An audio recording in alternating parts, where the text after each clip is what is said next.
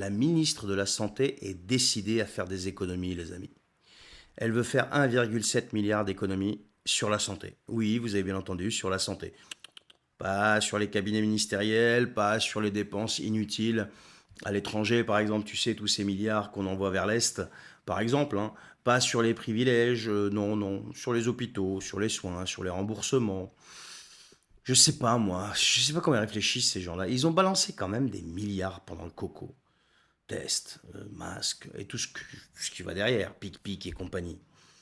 Ils ont vidé les caisses dans tous les sens et maintenant que tout est cramé, ils veulent venir se refaire une santé sur ta santé. Non mais tu te rends compte là? Déjà que tu galères à trouver un médecin, je parle même pas des spécialistes, eh ben tu vas attendre encore plus longtemps mon gars. Tu vas avancer les frais.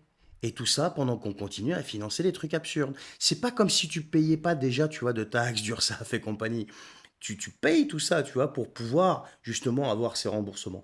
Ben non, ça passe pas ça. T'en payes pas assez.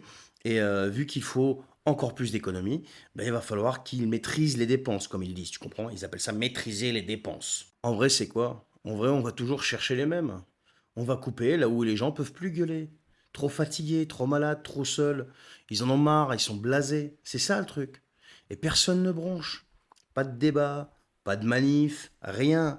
Mais une pétition, une pauvre pétition, il faut 100 000 signataires. Les gens sont incapables de se mobiliser pour ça.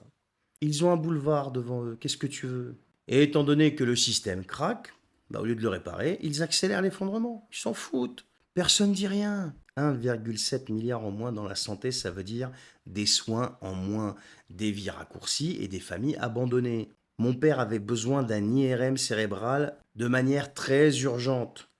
L'unité d'IRM était juste à côté des urgences là où il était parce qu'il avait montré des signes peut-être d'AVC. Parce qu'on était dimanche, c'était fermé. Non mais regarde, c'est juste un petit truc.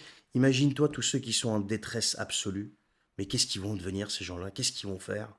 Madame Vautrin, ça s'appelle pas des économies tout ça. Ça s'appelle un abandon, c'est tout. Ayez le courage de le dire pour une fois.